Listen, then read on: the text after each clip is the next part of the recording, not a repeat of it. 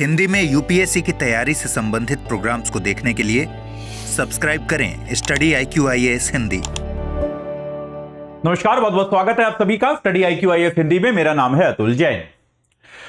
तो भाई जैसा कि आप लोग जानते हैं कि कभी भी अगर आप हवाई यात्रा कर रहे हैं तो हवाई यात्रा में बहुत सारे सुरक्षा के पैरामीटर्स होते हैं।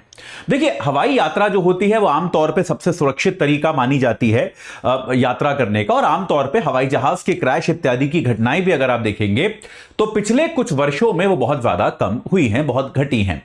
लेकिन उसके बाद भी हवाई यात्रा को सुरक्षित रखना जो है वो बहुत बड़ी जिम्मेदारी है, जिसमें बहुत सारी तकनीक और बहुत सारे नियम कायदों का पालन आमतौर पे किया जाता है। क्योंकि याद रखिए, किसी भी सड़क दुर्घटना के विपरीत अगर हवाई दुर्घटना कोई होती है तो चूंकि जो यान है वो इतनी ऊंचाई पर है कि वहां पर किसी का बचना लगभग असंभव होता है।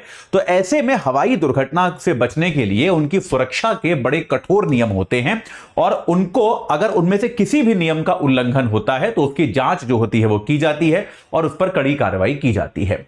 तो ऐसा ही एक दो अंतर्राष्ट्रीय उड़ानों को लेकर एक चौंकाने वाला मामला सामने आया है, और यह और चौंकाने वाला इसलिए है क्योंकि यह भारत के बहुत नजदीक हुआ था। यह घटना कई महीने पुरानी है, इसकी जांच अब हो रही है और इसकी जांच की रिपोर्ट अब आने वाली है, तो इसको लेकर हमको पता चल रहा है। लेकिन यह घटना जो है यह अरब सागर जो है भारत का, मुंबई के पास, वहां पर कहीं यह घटना हुई। और इस घटना में क्या हुआ कि दो विमान जो हवा में थे वो एक दूसरे से 1 मिनट से भी कम की दूरी पर आ गए। तो यानी कि अगर 1 मिनट भी वो विमान जो है एक दूसरे की तरफ और चलते तो फिर ये विमान जो है ये आप ये मान लीजिए कि उनकी एक दूसरे से टक्कर हो सकती थी, जो कि एक बड़ी खतरनाक परिस्थिति होती है। यह क्या मामला है, इस पर क्या हो रहा है, इसके बारे में आपको बताऊंगा अगले 5 मिनट के अंदर। लेकिन उसके पहले आपको बता दूं कि भाई आज 30 सितंबर है और आज जो है हमारा 2025 का प्रतिज्ञा प्लस बैच जो है उसकी शुरुआत हो रही है शाम 6 बजे से। तो अगर आप उससे अब तक जुड़े नहीं हैं तो AJ लाइव कोड लगाकर उससे तुरंत जुड़ जाइए। याद रखिए, 2025 के प्रीलिम्स में अब केवल 8 महीने से भी कम बाकी हैं। तो अगर आप अब नहीं जुड़े तो इसके बाद इसका प्रतिज्ञा प्लस बैच नहीं आएगा, याद रखिएगा। इस पर अभी सितंबर बोनांजा सेल भी है। AJ लाइव कोड लगाएंगे 20,999 का मिल जाएगा। आज शाम से शुरू हो रहा है, आज ही जुड़ जाइए और अपनी तैयारी को सही आकार प्रदान कीजिए। अगर आप 2026 या 27 की तैयारी कर रहे हैं तो चिंता मत कीजिए, हमारे लॉन्ग टर्म बैच से भी आप जो है AJ लाइव कोड लगा के 29,999 में जुड़ सकते हैं। यह बैच 27 तारीख से शुरू हो चुका है, पर इसकी भी सेल का आज लास्ट डे है, यह आपको याद रखना है। ठीक है भाई, चलिए अब एक बार चर्चा को समझते हैं कि हुआ क्या।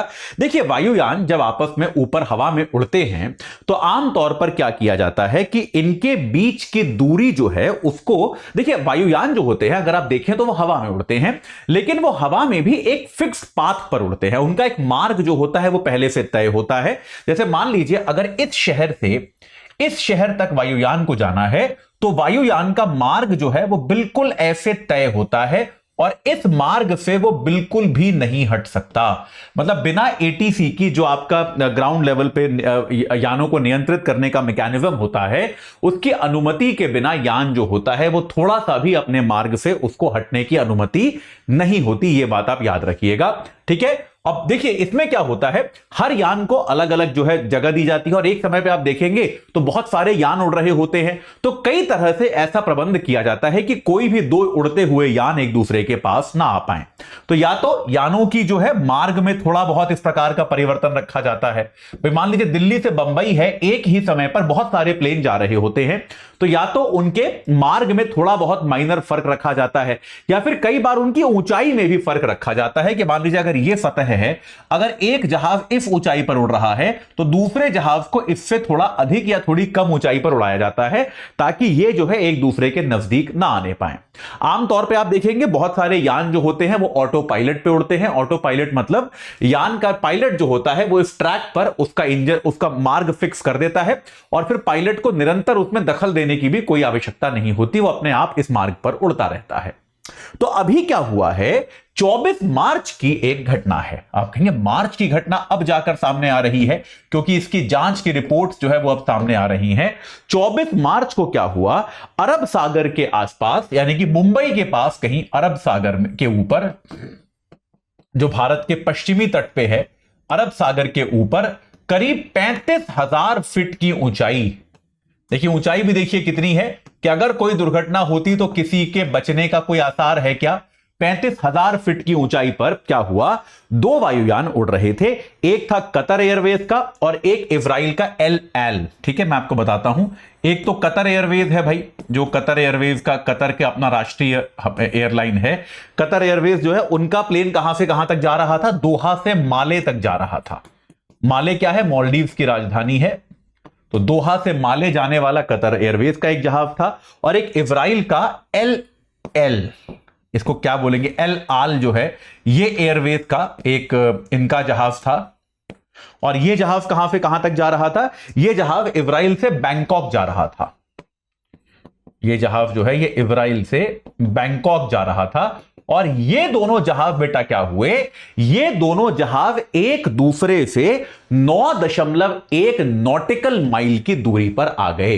तो ये दोनों विमान जब उड़ रहे थे तो एक पॉइंट ऐसा आया, इनका मार्ग अलग अलग हो सकता है, एक प्लेन हो सकता है ऐसे जा रहा हो, एक प्लेन हो सकता है ऐसे कुछ जा रहा हो, लेकिन एक बिंदु ऐसा आ गया जब एक प्लेन यहां था और एक प्लेन यहां था और इनके बीच की दूरी जो थी वो 9.1 समुद्री मील यानी कि नॉटिकल माइल थी। अब ये याद रखिए, एक नॉटिकल माइल लगभग कितना होता है, 1.852 किलोमीटर होता है। यानी कि अगर आप देखें तो करीब करीब 16-17 किलोमीटर एक दूसरे से ये दोनों जहाज थे। लेकिन हवाई जहाज जितनी तेज गति से उड़ते हैं, ये 16-17 किलोमीटर की दूरी जो है, ये दोनों हवाई जहाज अगर एक दिशा में चलते तो तकरीबन 1 मिनट में तय की जा सकती थी। यानी कि अगर आप समय के हिसाब से देखें तो ये दोनों जहाज एक दूसरे से बस 1 मिनट की दूरी पर थे। तो 1 मिनट की दूरी के साथ बेटा चुनौतीपूर्ण बात क्या होती है। हालांकि यह बात याद रखिए कि दोनों में से किसी भी यान में ऐसा कोई अलर्ट नहीं आया, ऐसा कोई उनके कॉकपिट में कोई ऐसा, जहां पे पायलट बैठते हैं, कोई ऐसा संदेश नहीं आया कि कोई बहुत ज्यादा समस्या वाली बात है, कि इसको लेकर कोई बहुत ज्यादा चिंता होने वाली है या कोई दुर्घटना होने वाली है। लेकिन तब भी 1 मिनट की दूरी जो है वो अपने आप में बहुत ही कम दूरी है। अगर किसी तरह से हवा इत्यादि से, तेज हवा से भी मार्ग में डिफ्लेक्शन होता है तो यह दूरी और कम हो सकती थी, जो कि खतरनाक है।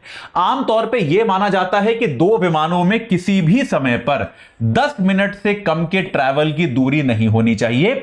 ऐसे में ये 1 मिनट की दूरी कैसे हो गई, यह अपने आप में चिंता का विषय है, क्योंकि 10 मिनट की दूरी अधिकृत मानी जाती है। 10 मिनट मतलब करीब 150 किलोमीटर दोनों प्लेन एक दूसरे से दूर उड़ेंगे। और यह तो आपको अक्सर दिखता है, अगर आप प्लेन में जा रहे हैं, अगर आप विंडो से बाहर देखते रहे तो कई बार आपको थोड़ा दूर पे दूसरा प्लेन जाता हुआ मिल जाता है, दिख जाता है, जो कि 150-200 किलोमीटर की दूरी पे होता है, आपको दिख जाता है। कई बार ऐसा होता है, ये ठीक है, इसमें कोई दिक्कत नहीं है। लेकिन 10 किलोमीटर, 12, 15, 16 किलोमीटर की दूरी पे दूसरा प्लेन दिखना जो है वो खतरनाक माना जा सकता है।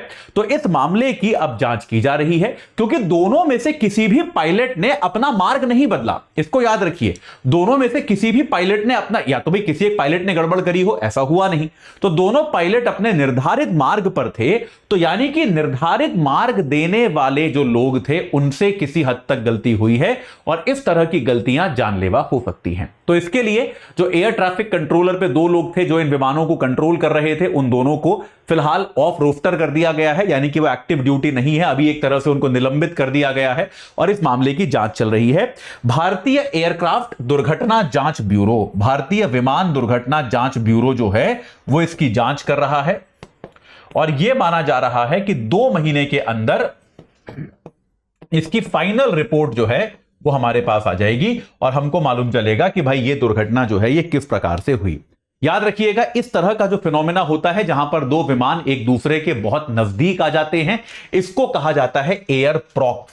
ये याद रखिएगा, एयर प्रॉक्स इसको कहा जाता है। मैं हिंदी में भी लिख देता हूं, प्रॉक्स मतलब प्रॉक्सिमिटी यानी कि नजदीकी। इस अकरेंस को, इस वाकये को एयर प्रॉक्स कहा जाता है। और हालांकि ये वाला एयर प्रॉक्स जो था, इससे कोई हताहत नहीं हुआ, किसी की हानि अभी तक नहीं हुई, लेकिन तब भी इसकी संभावना थी, जिस कारण से पूरी गंभीरता के साथ इसकी जांच की जा रही है। ठीक है, इस जांच में जो भी आएगा वो मैं आपको बताऊंगा, लेकिन अभी के लिए इतना ही। जाते जाते आपको फिर से बता दूं कि भाई हमारा लॉन्ग टर्म बैच जो है वो 27 तारीख से शुरू हो चुका है। सेल की आज लास्ट डेट है। एजे लाइव कोड लगा के जुड़ जाइए और अपनी तैयारी को एक सही आकार प्रदान कीजिए। 2026 का बैच आपको 29,999 का मिलेगा, 2027 का बैच 34,999 का मिलेगा। और अगर आप लोग जो हैं 2025 की ही तैयारी कर रहे हैं तो एजे लाइव कोड लगा के आप 20,999 रुपए में इस बैच को प्राप्त कर सकते हैं। एजे लाइव कोड लगा के, याद रखिए 2025 के लिए यह आखिरी बैच है, आज शाम से शुरू हो रहा है। इस चर्चा से जुड़ने के लिए आप सभी का बहुत बहुत धन्यवाद। हिंदी में यूपीएससी की तैयारी से संबंधित प्रोग्राम्स को देखने के लिए सब्सक्राइब करें स्टडी IQ IAS हिंदी।